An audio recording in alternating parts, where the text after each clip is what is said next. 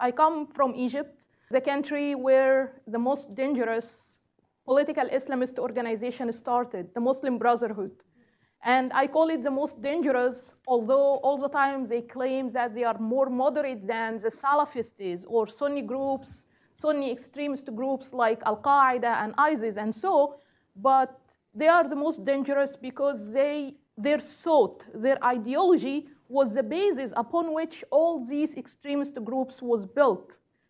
So, for example, you would be surprised to know that, or perhaps you know, that people like Abu Bakr al-Baghdadi and Osama bin Laden started their life in their youth as members of the Muslim Brotherhood, adopting this same ideology that for years and years, for almost a century, its main goal was to establish or re-establish an Islamic caliphate under which all the people will be governed by Islamic Sharia. And by all the people, I'm not only speaking about the Arabs, not only speaking about the Muslims, but they only had very big ambitions about changing Western societies like the United States.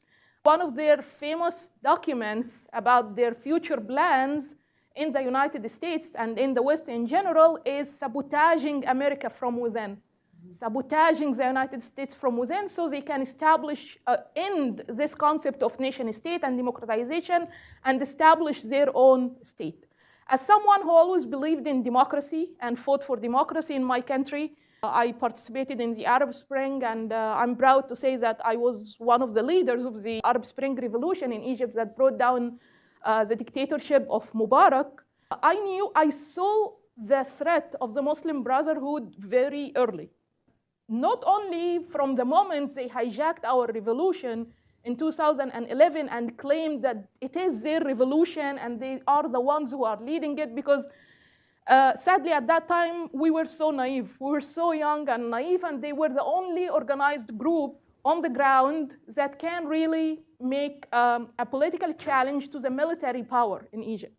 So they hijacked our revolution very easily, but even before that, I saw their threat coming because of the influence they had at Egyptian universities, using the same rhetoric, the same narrative that is now used in American universities and Canadian universities and the universities in the West, which is the so-called Palestinian cause. It's very similar scenes to what we are seeing here now, people protesting in the name. They claim that they are sympathetic with the Palestinians, they are sympathetic with the innocent civilians, with the humanitarian situation, which I'm sure all of us agree with that. Like, all of us don't want to see people suffering from war.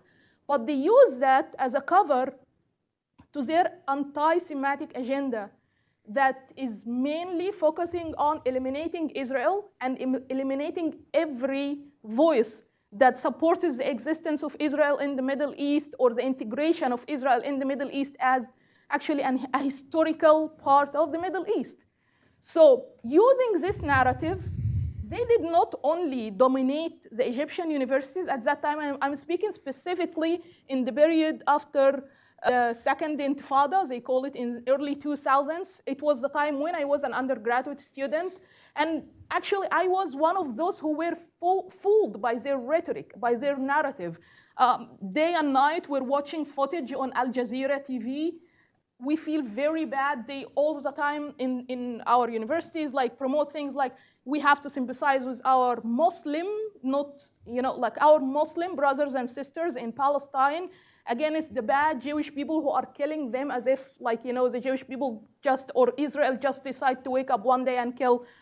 It was even said in our media actually that Israel is purposefully killing the Palestinians because their number is multiplying, and thus they want to make sure that their number will not outnumber the number of the Jewish people in Israel. So I was one of the students, like so many students here in American universities, that was fooled by this narrative. Until later on, I learned the truth.